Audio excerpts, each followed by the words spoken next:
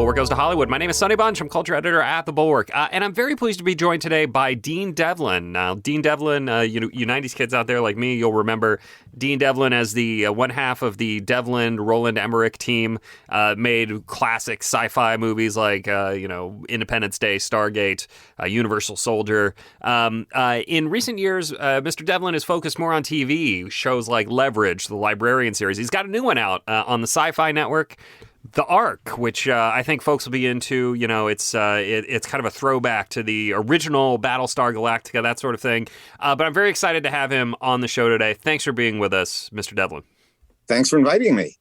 I'm really excited to have you on because I grew up loving the Devlin Emmerich movies, and then, moving on to The Librarians and Leverage and all that sort of great stuff. But this is a Business of Showbiz podcast, first and foremost. And the thing I'm most interested to talk to you about today is how the business has evolved over these 30 years or so. I mean, I feel like you have lived through two different sea changes in the state of the industry. So, just from your POV, how has getting new stuff, be it movies, TV shows, whatever, changed over the years, right? Or to put it another way, like how is getting to a green light different now than it was, say, 30 years ago? Well, I think you have to kind of put it in this context, okay? When I was growing up, there were three networks that divided the pie in three ways. And later they added a fourth. So then there were four channels, right? So it wasn't uncommon for a show to have 20 million viewers. That wasn't like insane in those days. And because of that, the networks were incredibly nervous about losing their share of that audience, right? So shows were very controlled and predictable in a way because you don't want to take chances. You don't want to screw it up. You don't want to be too controversial. So it was very hard to do that.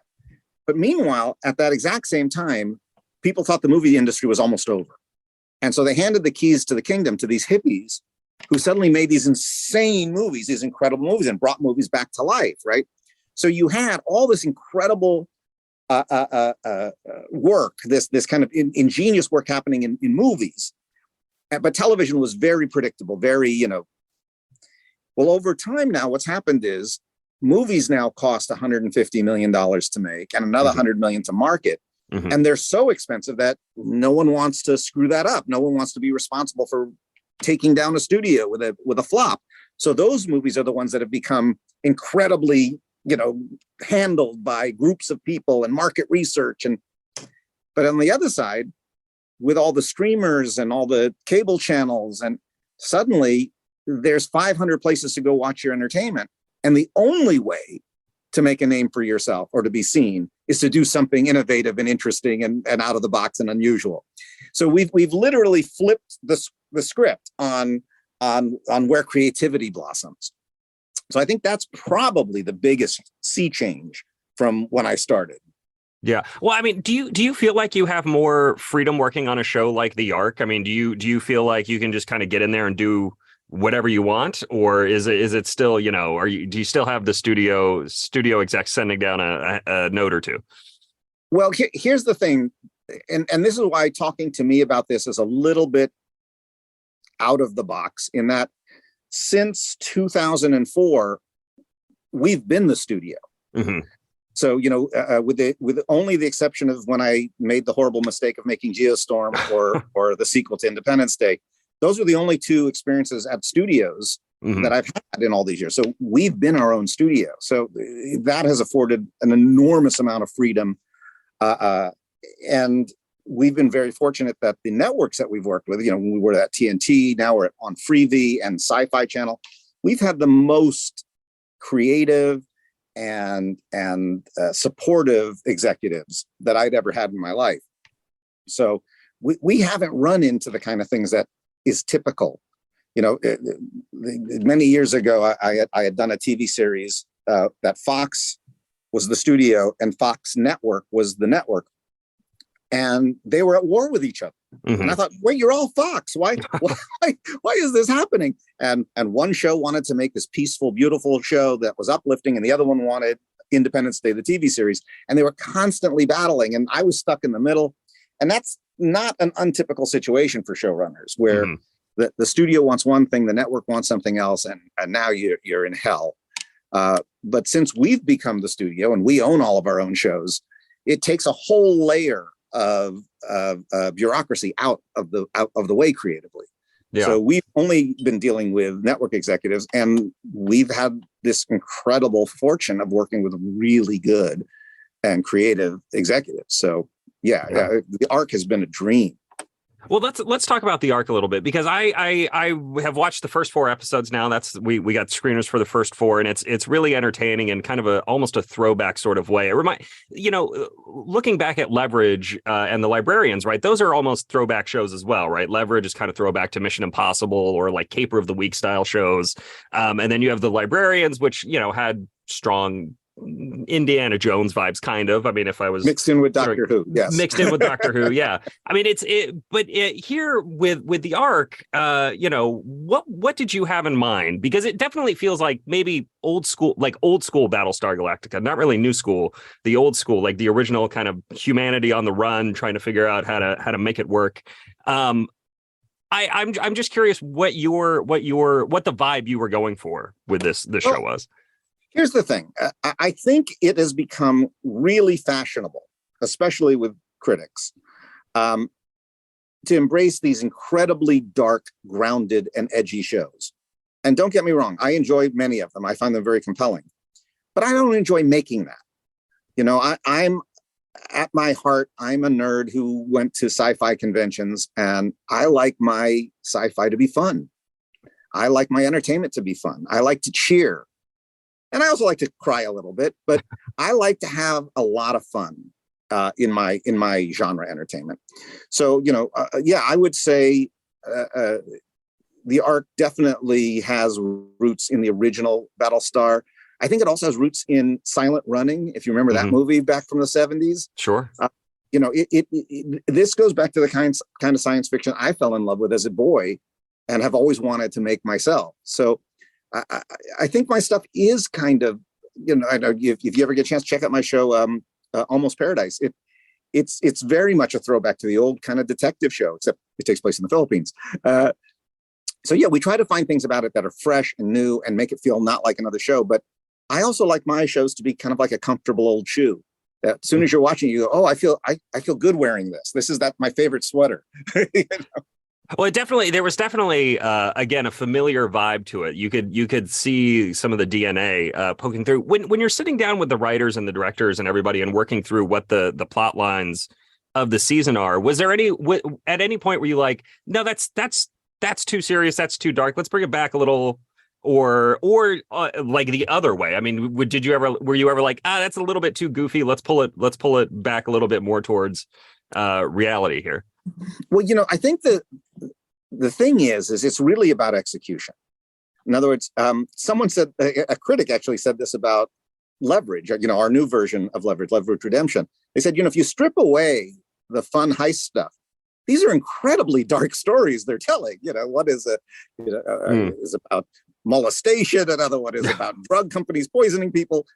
But the way in which we tell it is important. So we don't really shy away from anything on the arc.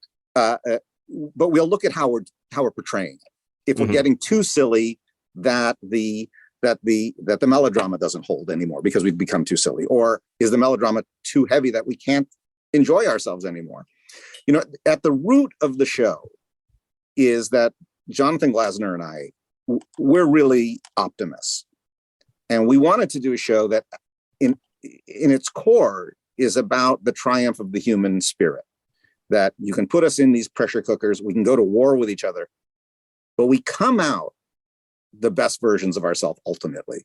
We may go through hell to get there, but we always do come out the best versions of ourselves and better than the previous generation.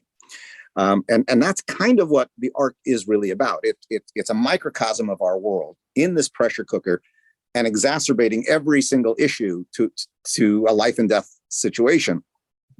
But I think the fun of the show, the thing that makes the show worthy of watching, is seeing how these people who were not ready to be leaders, who were not ready to be the front line of this, having to become the best versions of themselves in a very small period of time, or they'll all perish. Yeah. And that to me is really what separates the show from other science fiction shows. Yeah, you mentioned, you used the word melodrama there, and I love that, because a lot of people shy away from the word melodrama. They consider it an epithet. Oh, melodrama means unserious, but that's crazy to me, because I mean, melodrama means fun. Melodrama means gripping and entertaining. We live in a time where we just relabel everything to make it sound better. It's like we used to say skipping breakfast, and now it's intermittent fasting. And I think, at the end of the day, you get the little comedy, you get the little melodrama, and you got a nice show. The other thing that you mentioned there that I love is the sense of optimism. One of the things I find very frustrating about a lot of modern, especially space exploration shows, weirdly enough, is just this real hesitance towards the idea of exploration, of human expansion, or whatever. I mean, humanity is often treated as a disease, something that is, spreading like cancer or whatever. And I'm glad to see something that's a little more optimistic and pushing back against that. Was that specifically what you were thinking about when you guys were making the show? Just this idea of human growth and progress? That's the heart and soul of the show. But I mean, I'll tell you, the thing is, I'm a big Doctor Who fan. And one of the things that I love about Doctor Who is that the Doctor doesn't kill people. He doesn't shoot them with guns. He'll make bad guys, he'll punish bad people, but he doesn't kill them. He doesn't shoot them with guns. He's somewhat of a pacifist. And why that's interesting is that if I pull up a gun right now, right, we've got drama. I'm pointing a gun, there's drama. But if you're not allowed to do that, it's a much harder thing to pull off. It's a much harder thing to write. How are you going to make this conflict work? How are you going to resolve it? How are you going to, you don't have these very easy tools. And I feel the same way about things that are uplifting, because it's so easy for uplifting to become cheesy and make you roll your eyes. And because of that, people don't want to try it. Mm-hmm. It's like, oh, uplifting is old fashioned. If you nail it, it's the greatest thing in the world. It's really easy to screw it up. So we went down the path of, we want a show that's ultimately uplifting, and it makes it a lot harder to write, and it's a lot harder to direct. And, we're in the editing room constantly going, did we go too far? Did we have to pull it back? And, but I think that when you nail it, there's nothing better. Can you think of an example from your or somebody else's work where the uplift goes too far, where you're like, this doesn't work, the audience doesn't necessarily buy it? Yeah, I made a movie called Godzilla. We kind of messed that one up. So the scene that we thought everyone was going to go, oh, they're all moved. They're all rolling their eyes and went, okay, well, let's do that again. All right, fair enough. As a former actor yourself, and you were in two of my favorite 1980s movies, AMC classics, I like to call them, My Bodyguard and Real Genius. What do you look for when you're casting, especially a show like this where it's mostly unknowns? It's a big ensemble cast. You've got a lot of parts to fill out. You're not putting Will Smith in there, right? It's lesser known names. What are you looking for from a performer when you're filling out those roles? I'm looking for courage, being able to risk looking stupid. I'm looking for their ability to play jazz music. And what I mean by that is that they're not overly married to the way that they decided to do it. Very often while I'm casting, I will actually give the actor a completely horrible direction just to see if they can alter what they planned. Mm-hmm. A lot of people, they've got their one way to do it and that's it. But I have found if you have a group of actors who are really listening to each other, who are really present, this kind of jazz music starts happening. And things happen that you didn't plan as a writer or as a director. And that not only becomes magical in front of the camera, but it also inspires writing a future episode, because you go, oh, what was that look he gave when he talked about his dad and he looked at her?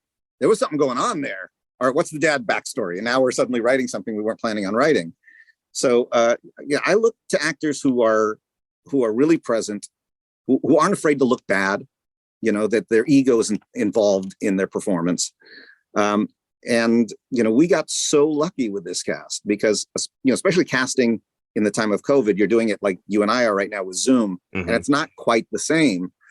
And we felt very excited every time we cast one of these people, but until you put them on set, you don't know, are they going to mix together? Is this going to be, and I directed the pilot. So I'm on set, and I've never said this publicly, but yeah, I was terrified before the first day of shooting. I was like, well, what if there is no alchemy between them? That's going to make making the show a million times harder to try and create that. And we got so lucky because to a person, we didn't have one sour note. They all had that ability to flow with whatever was going on set, and it was great. Yeah, you mentioned COVID. I mean, were you guys shooting? What? Let me just ask the most basic version of this question. What were the restrictions you guys were shooting under now? Is everybody still masking? Do you have different teams, only with each other? Like how is that, especially on a big ensemble picture like this, where you've got tons of moving parts, tons of actors? How does that work with in the age of COVID that we, still kind of exist in? It's enormously burdensome. But at the same time, you've got to protect your cast and your crew. But yeah, we had to test everybody 3 times a week. We had to divide the crew into different segments where very few people were allowed to cross over. Everyone had to have masks on. The actors had to put on the mask in between every take. I mean, it was very burdensome. But I will say that it would have been worse if we had people who resented doing it. But I think everybody so wanted to make the show, and everybody wanted to protect each other, that everybody did what they had to do, and we didn't have to shut down. Nobody went to the hospital. So yeah, I mean, it worked out, but yeah, it added a lot of money and a lot of time. So yeah, it's tough. You mentioned the money, and I'm excited to have you on for a very prosaic reason, which is that again, business of Hollywood, the business of COVID testing and protocols and all that has added enormous expense to shows and movies, right? I mean, from a like bottom line, pure dollar standpoint, what are you looking at as a producer in terms of cost and all that stuff? Well, it depends on the production, but it was probably an additional $5 million to the budget on the last season of Leverage Redemption. I mean, it's a lot of money, and you have to hire people to monitor it. You have to have people who are sterilizing things. You can't shoot the same amount of hours we used to shoot, which then adds days to the shoot schedule. Which on Leverage Redemption, I think a day of shooting is close to $300,000 a day. So yeah, it's a lot. Yeah. I mean, it's wild. It's when somebody writes the financial history of this period, it's going to be crazy. You mentioned the fractured nature of the market in TV now. How do you differentiate yourself with a show like The Ark? Because with something like Stargate or Independence Day, you have big star power, right? The Librarians and Leverage were in a slightly less competitive landscape where it's basic cable instead of basic cable plus networks plus streamers plus everything else. With The Ark, I mean, there's a million shows out there. How do you get folks to be like, all right, I'm sitting down and I'm watching probably 5 episodes of The Ark in a row because I missed the first couple and I want to catch up on it. How does that work for you guys? Well, honestly, we don't think about it. I think that when people overly try to think about these things, they forget the art of storytelling. Our hope is if we make something good, people will find it. And I've always approached every show I've done from a pure fanboy perspective. To me, I always sit down at the beginning and go, what do I want to go watch? And if no one's making it, then I go make it. But I always start there because I feel like if you don't have passion for your own work, it's impossible for anyone else to. And even if you do have passion, it's not guaranteed that that's going to be infectious, but it can only be infectious if you start from that place. So, this show started because I really wanted to make a spaceship show. You know, I wanted to, I wanted to be on that set. I wanted to be on the bridge. I wanted to see people in those costumes. You know, I couldn't wait to do it. And my hope is there's other people who want to see a spaceship show the way that we're doing it. I don't know if there is. I don't do any market research or listen to advisors or to me, I just tell the stories I want to tell, and I hope that other people like it and get involved. I will say that, you know, we have a kind of terrific fan base from our other shows, and they tend to at least give our show a shot. Doesn't mean they'll stick with it if they don't like it, but they tend to give it a shot. And so then, you know, from our point of view, it's like, okay, they gave us a shot. We got to live up to it. And on this particular show, I don't know why, but to me, it's like, as soon as we started working on it, I was like, this has to be on the Sci-Fi Channel. Mm-hmm. It just has to be. This is this to me as a fan is the show I want to watch on Sci-Fi Channel. You know, and we went out wide, but the place I was hoping was Sci-Fi. Like, come on, baby. And when I got the call saying, yeah, we really want to do it, you know, I was over the moon. The first call I made was to Jonathan Glasner and said, dude, you gotta get on the show with me. I need you. And luckily I had some Polaroids of him that, you know, I was able to force him into it. So it's great. It's interesting that you describe this as a spaceship show, because I love that description, because it makes me think that you're just sitting there. All right, what do I want the spaceship to look like? Did you sit down there and like build a model yourself? Were you doing sketches like, all right, here's we need the gravity well here. This is what I want the bridge to look like. How was that design process like for you? Well, the first person I brought in to talk about it was Randall Groves, who did the Librarians and Leverage for me. And I said, so we've got this dual problem. On one hand, this has to be a pressure cooker. You have these people kind of like shoved together, right? And we want that to be as intense as possible. I said, but the flip side of it is this entire show takes place on a spaceship. It can't get overly claustrophobic, or I'm not going to want to watch it after an episode or two. So I need to breathe. I need a variety of feelings. I need that when they're in this place, it feels like this, but when they're over here, it feels totally different. I needed to have a whole world, and yet still feel like they're stuck on the spaceship. So that was a real tough challenge to Randall, and that's when he came up with the idea of the observation deck with the giant windows, which could be a more relaxed place, and then other places that were very intense and claustrophobic, and other places that were busy and chaotic. And then, of course, having our farm gave us kind of the one place that actually has nature, which provided us a completely different environment. The show only takes place 100 years from now, so it's not thousands of years from now. So we tried not to do kind of, magic sci-fi. Mm-hmm. So everything in the show is based on some real science, but we're also not an overly grounded show, or we couldn't have gravity. And if we couldn't have gravity, we couldn't afford to make the show. Right. So, right. We're using the spinning sections of the ship to indicate how they're creating gravity, even though we don't have that technology yet. They wouldn't quite work the way we have it. But, so we are taking some leaps of faith. But again, every single thing that we're doing in it is connected to some type of real science that's going on, or real research that's going on. Yeah.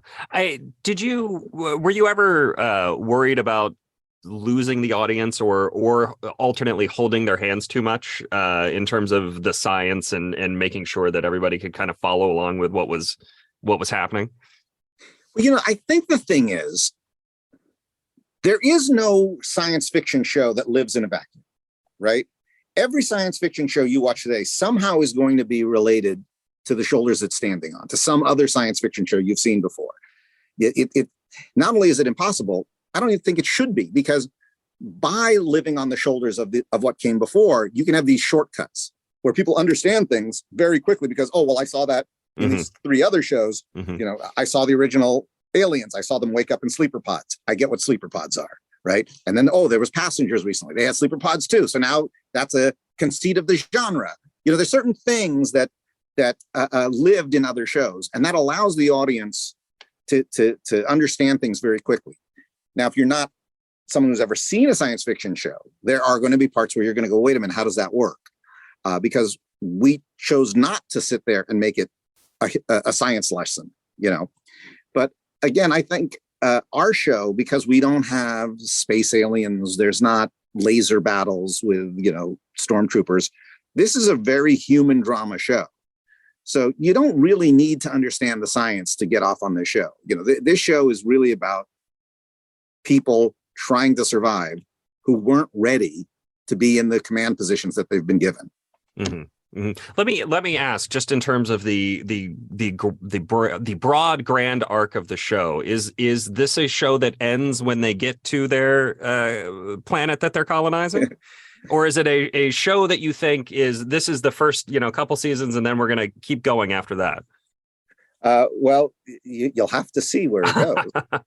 But I'll tell you this, Jonathan Glasser and I had a lot of talks about this, and we both really believe that it's a mistake when a show overstays its welcome. That you've seen shows and it's like, this has gone on too long. They're trying to squeeze another story out of this and it doesn't work anymore.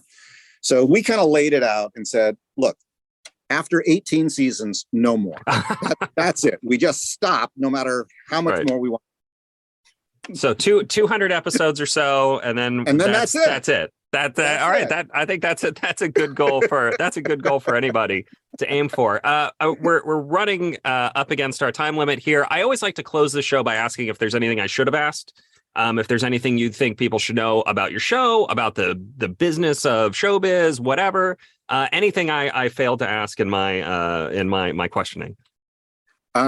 No, this is. I've really enjoyed speaking with you today.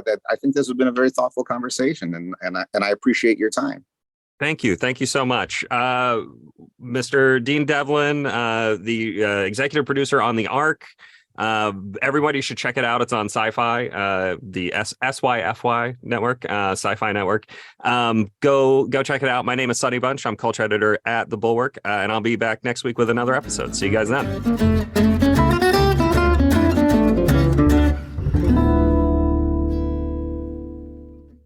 It could be information to change your life forever. Or the Something You Should Know podcast could just be something interesting. We're talking about the benefits of play. My guest is Joanna Fortune, author of the book Why We Play, How to Find Joy and Meaning in Everyday Life. Playfulness in the life of adults in terms of its psychosocial impact is understudied, if anything, but the research that is available does point to a myriad of pro-social benefits and psychological benefits. Something You Should Know, wherever you listen.